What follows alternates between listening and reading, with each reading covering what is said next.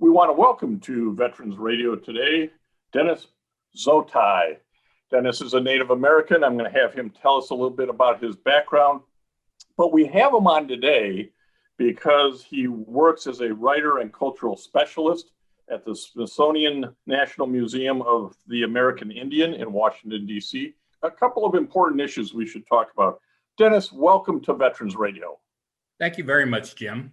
Dennis, you can add some more flavor to this, but I understand that Native Americans are in the military at a higher percentage of the population than they are as members of the population.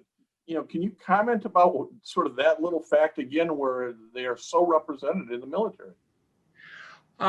Yes, by and large, Native people actively volunteer for service at higher percentages than other racial groups. And it's because of our warrior culture, again, going back to being defenders of our lives, lands, families, and way of life.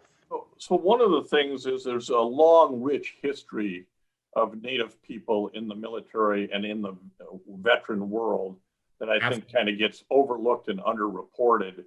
But you found many interesting stories to write about. Any of those particular stories sort of stick out for you, Dennis, that you would want to let our veteran radio listeners know about? There's one that actually I do lectures at military bases all over the world. And especially right here in Washington, D.C., there is the Coast Guard headquarters and the Navy headquarters. I've spoken to them, and I revert back to a story about one gentleman. His name was Marshall Gover. He belonged to the Pawnee tribe. Marshall was a veteran during the Vietnam War, and he really didn't talk about his activity because it was through the State Department that he had gone into Cambodia and Laos.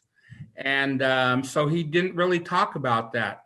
But one thing that he did mention, which stuck in my mind, is that when he returned back to the States in San Diego, California, he was met by protesters.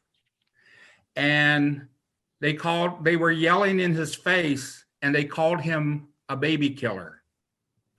And one spit in his face, and he spent his first night stateside in jail. When he was telling me this, he had tears in his eyes because he could not imagine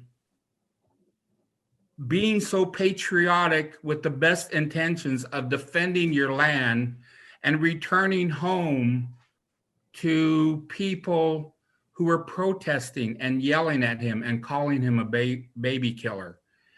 And this hurt him deeply. But when he returned to his people, he was welcomed as a hero, and a song was made in his honor among his people that other warriors also receive.